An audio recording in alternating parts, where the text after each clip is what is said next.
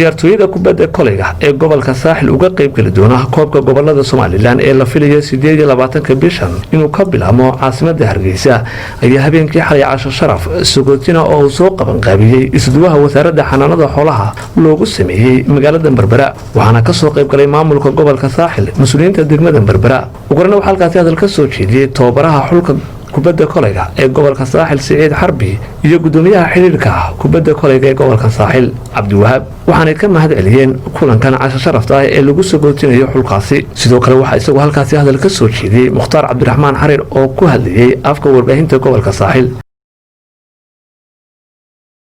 waxaan aad iyo aad ugu mahadnaqayaa siday fursadda ay maanta inoo siiyeen inay waqtigeedu inoo soo hureen oo maanta ay bartaay inoo yimaadeen waa arrin aad loo farxo waxaan aad u mahadnaqaynaa maayirka iyo barasaabka waxa isleenay sanadkan ilaahana waxa keenay had jeer markaad aragto maamul gacmaha haysta iyo ciyaarto waxa had jeer in la keenay waa guul weeye aad baan ugu mahad celinaynaa maamulkayga gobolka oo dhamaantood baa wada socdo gacmaha haysta mar walbana xaq waa leedin geliyo la iska barbar taagana anigu baaska aad ma aqaan runtii anigu kubadda cagtaan ahaa ilaantii aan barbaaray waan ciyaari si welinaan ciyaara marka kulli baaska deyn kastoon ka sobka haysto fiican ugu horreyn waxaan jeclaan lahaa inaynu caaw u ducayno oo faatixada u marno alla naxariis jannaha ka waraabiye Saciid Dugulo oo isagu nin caan ku ahaa dhiirigelinta kubaddan dhalinyaro badanna gacan qabtay oo cabsidu ka mid yahay Saciidna Cabdiwahaabna kulli ay saaxiib ahaayeen baaska oo dhan kulli ay garanayaan anigana inta badan ee oran jiray warnin dheer baatay bahasha soo galo marka qaar ugu dhiirigelin intaasi kadib waxa iyagu hadalka iska daba qaatay isduwayaasha wasaaradda xanaanada xoolaha iyo ciyaaraha ee gobolka saaxil xogayaha fulinta dawladda hoose waxayna dhamaantood si isku mid ah u dhiirigeliyeen dhalinyaradan ka qayb gali doonta tartanka koobka gobolada Soomaaliland ilaahay mahadle marka hore waxaan mahadnaqayaa aad iyo aad ugu mahadnaqayaa isduwaha xanaanada xoolaha Ahmed Nooje oo odayaashii magaalada marar iska nin dhalinyaro mar nin sportiga oo maruu kombiniyo halkan uga mas'uulaha gobolka sportiska caawin jiray imikana sidii isagoo mas'uul dawladeeda oo caawinayo ugu dhex jira ayaan mahadnaqayaa jeera xagga basketball iyo volleyball ciyaaraha gacmaha ayaan u janjeeraa waayo markan jaamacadda dhiganayay jaamacadda xanaanada xoolaha volleyball shan ciyaar jiray jaamacadda ciyaartoygii gobolka Hargeysa u ciyaari jiray basketball number 1 ka ahaa classmate-kayga Cabdixakiin Seera Kowka xas xoog baa ku jira Ibra ku jira Cabdiraxmaan Aadanta ku jira ninkan wadka la yiraahdo Maxamuud Jaaba ku jira iyo nin kale oo Faysal la yiraahdo lixdaasba waxayaan classmate-kayga marka waa sababtan basketball u xusayo weeyaan mar walba waxa weeyaan sida uu sheegay Mukhtaar ee kubadda cagtan ciyaaraha laakiin baaskitka kuma badni aniguna baaskitka waan hoos joogay laakiin volleyball shan ciyaari jiray raga waliba xasan kamid oo volleyballerka ahaa Rashid Lugo siid walaha baaskitka ahaa ragaas oo dhan baa asxaab inaan dhalinyaradeedii ku soo dhaweeyno halkan xulka kubadda kolayga ee gobolka oo runtii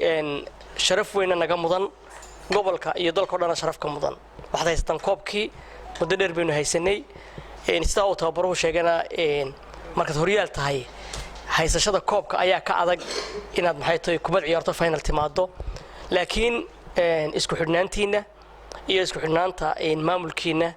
waxaan rajaynaynaa halkii aynu sanadkii hore gaadhnay in insha Allah gaari doono calafku waa halkiisa anaga dardarankaygu waxa weeyaan commitment-kayaga iyo maxay tahay taageeradeeda waad haysataan waxa taa aad uga hadli doona iga dambeyn doona gudoomiyaha golaha deegaanka iyo barasaabka gobolka idinka waxa la idinka rabaa akhlaaq wanaag oo awalba la idinku yaqaanay waxa kale oo la idinka rabaa deeqsinimo iyo isku xidhn gabagabadii waxa iyagu si isku mid ah ula dardaarmay dhalinyarada duqa degmada Berbera iyo barasaabka gobolka saaxil waxayna muujiyeen isla markaana tilmaameen inay maamul ahaan barbar taagan yihiin بسم الله الرحمن الرحيم بسم الله الرحمن الرحيم وبنا نستعين على امور الدنيا والدين marka hore ilaahay baa mahad subhanahu wa ta'ala marka labaad waxaan aad ugu mahad celinaynaa oo sharaf weyn u haynaa dhiirigelinta oo dhalinyarada siiyey Axmed Nooche oo runtii de ku suntan ama kaba tirsan de bahda sportska aad baan kugu mahadceleynaa oo waajibaad aad leedahay oo aad garatay rag badanna looga baahan yahay inay gartaan marka labaad caawa waxaan ila qaybsanaynaa farxaddii insha allahu tacaala ilaahay subxaana wa tacaala waxaan ka baryaynaa markii horena waan ku faraxsanaan iminkana waan ku faraxsannahay inaad gobolka aad guusha u soo hoydeen guushii horena haysan doontaan guulo dambena aad soo hoyn doontaan kalsoonidii aynu hore ugu kulannay iyo kalsooni ka sii badan ayuumaan maamul ahaan idii haynaa tayga halkan fadhiya runtii waa rag la garanayo oo caana oo caan ku ah